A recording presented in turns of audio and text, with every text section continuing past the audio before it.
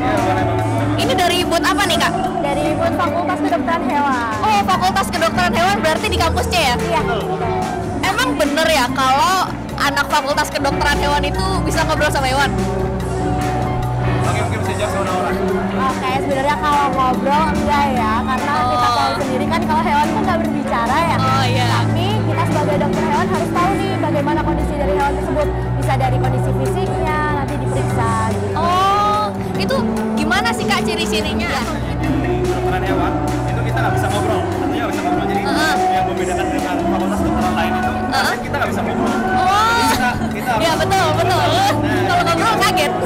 jadi dokternya nanti itu harus bisa merasakan. Jadi kita bisa lihat dari behaviornya, dari misalnya perubahan perilaku, perubahan sikap itu bisa kita merasakan. Jadi jadi orang mau jadi dokter hewan, itu tadi dokter bisa menjadi orang yang merasa. Gitu. Oh, luar biasa banget. Oke, makasih ya Kak. Perkenalin aku Mustika, kakak dengan kakak aku Sheila. Kak Sheila dari Fakultas Hukum. Fakultas Hukum ya Kak. Nah, apakah benar kalau Fakultas Hukum itu banyak orang Bataknya ya Kak? Sebenarnya enggak ya.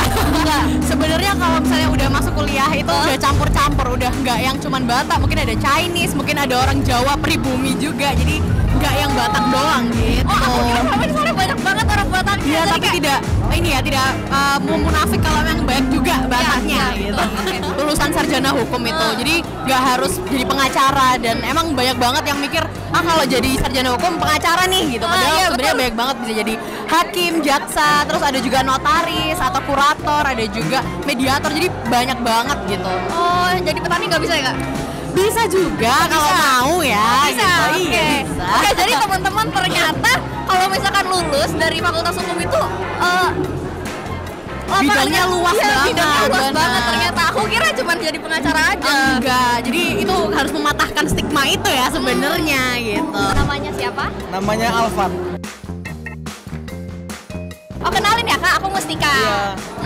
Selama itu aku bertanya-tanya. Iya. Emang iya ya Kak, anak psikologi itu bisa baca pikiran orang? Sebenarnya tidak seperti itu. Oh, tidak seperti itu. Iya benar, kita mungkin lebih memprediksi apa yang akan dilakukan bagi orang-orang yang sifatnya seperti ini gitu. Jadi sebenarnya bukan meramal masa depan, cuman kita membaca data yang ada.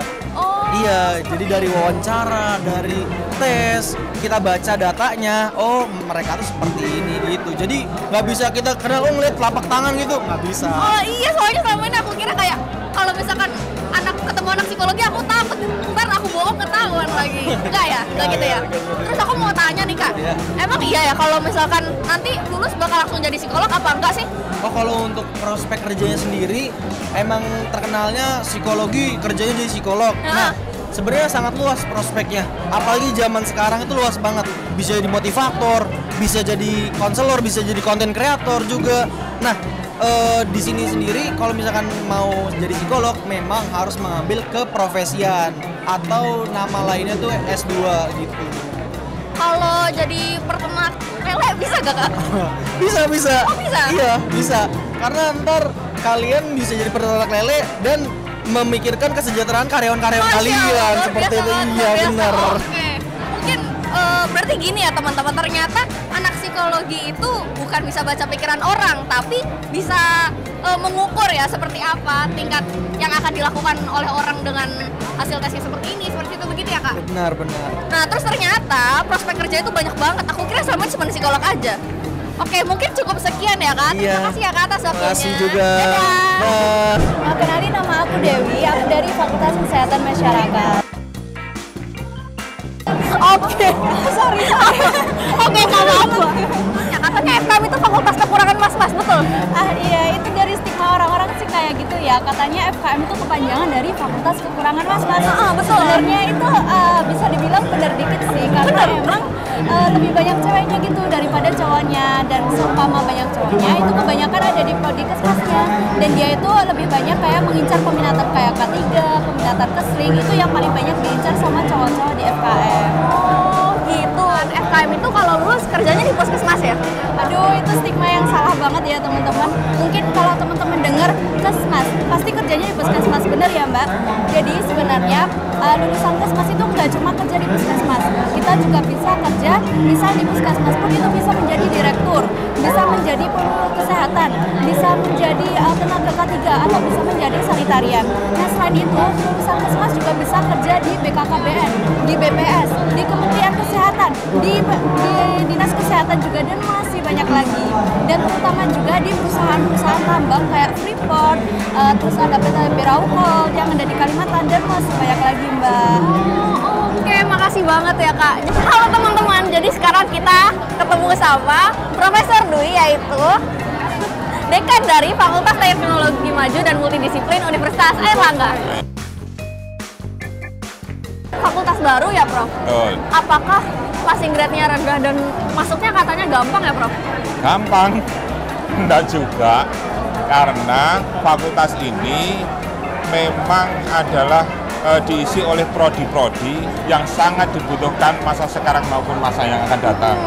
Sehingga mulai didirikan itu kita sudah menerima mahasiswa dalam jumlah yang cukup besar dan peminatnya luar biasa banyak. Katanya kuliah di FTMM itu mahal, benar nggak sih Prof? Mahal, sangat tergantung persepsinya. Karena apa? Prodi-prodi yang di FTMM itu kan prodi-prodi yang memang disiapkan untuk menjawab tantangan di era revolusi industri 4.0. Betul. Sehingga dibutuhkan peralatan-peralatan yang masa kini yang cukup canggih yang bisa menyelesaikan masalah-masalah yang ada. Kita sudah berinvestasi banyak untuk alat-alat. Mungkin kita juga punya alat yang namanya X-ray diffraction gitu ya. Itu hanya satu-satunya fakultas yang ada di UNER yang punya alat itu. Tidak semua. Jadi dana yang diambil itu dari mahasiswa. Tentu UNER mensupport gitu, anggaran yang cukup besar di samping bangunan buildingnya juga terhadap peralatan-peralatan ini.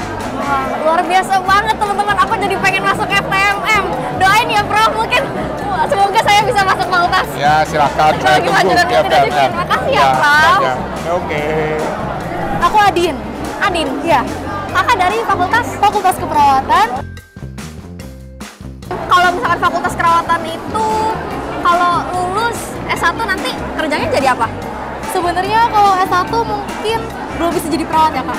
Kita belum bisa? Setelah S1 tuh biasanya kita lanjut dulu untuk ambil profesi nurse. Iya, setelah lulus profesi nurse baru kita UKOM dan lain sebagainya, dapat STR baru bisa jadi perawat. Apakah anak keperawatan itu sering dideketin abdi negara? Bingung ya cara jawabnya gimana, tapi sepengalaman dari teman-teman dekat aku biasanya iya. Kayak di DM, Hah? ya biasa di DM Instagram gitu loh. Oh, itu gimana? Kok bisa tiba-tiba jadi itu apa sering bertemu gimana? Mungkin abdi negara sakit habis itu ketemu sama itu apa gimana nih Kak? Mungkin ya kalau misalnya udah bekerja terus ketemunya pas lagi sakit atau gimana, tapi biasanya kalau kita nulis nurse stud gitu di bio Instagram kita, biasanya ada di DM. Temen aku waktu itu di DM karena dia nulis nurse stud di Instagramnya.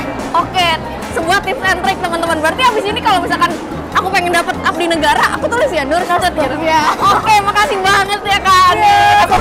Halo teman-teman. Nah, jadi sekarang aku lagi ketemu sama kakak dari Fakultas Kedokteran. Kak, nama aku Mustika, nama kakak? Alisa. Emang bener ya kalau misalkan jadi anak Fakultas Kedokteran itu bakal sibuk isinya belajar terus? Sebenarnya enggak sih, kita ya tergantung kalian ngejalaninnya kayak gimana sebenarnya. Kalau kalian emang anaknya belajar terus ya mungkin belajar terus. Cuman kita di sini banyak banget kesempatan buat ikut organisasi, ikut lomba, itu banyak banget sih. Kayak kita memang benar-benar didorong buat aktif di kampus, nggak kura-kura itu nggak ada sih, kayaknya dikit banget di FK.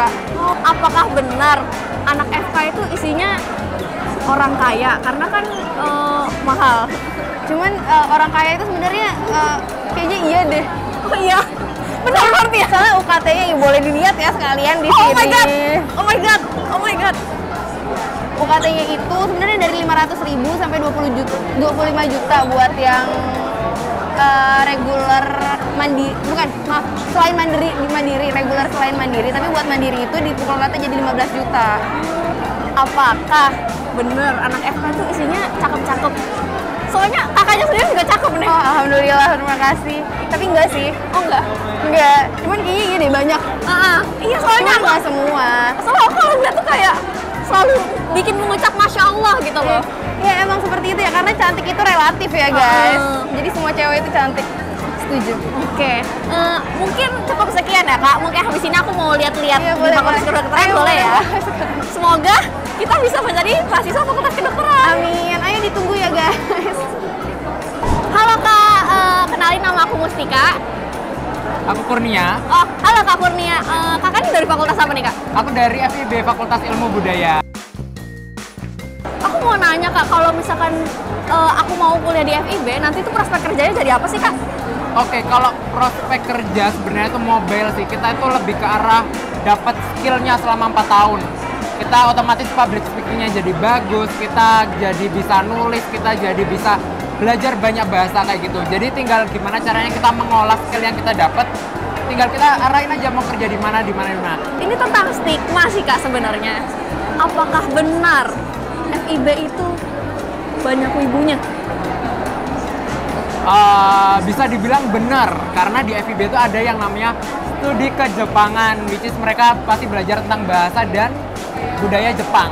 Tapi kan jadi wibu kan sebenarnya bukan sebuah permasalahan kan, bukan sebuah hal yang memalukan kan. Jadi ya udah itu studinya mereka juga. Jadi kalau kita kan misalnya belajar sesuatu kan lebih baik yang kita cintai kan. Dan itu bahkan memudahkan mereka untuk studinya mereka kayak gitu sih. Oke, berarti aku nggak bakal ragu, aku nggak bakal takut kalau aku masuk FIB karena aku juga seorang wibu. Iya, Oh my jadi God. buat wibu-wibu ayo masuk FIB. Canda. Oke, mungkin cukup sekian ya kak. Abis ini aku mau lihat-lihat stand FIB ya. Oke, thank you. Terima kasih, Kak. Thank you.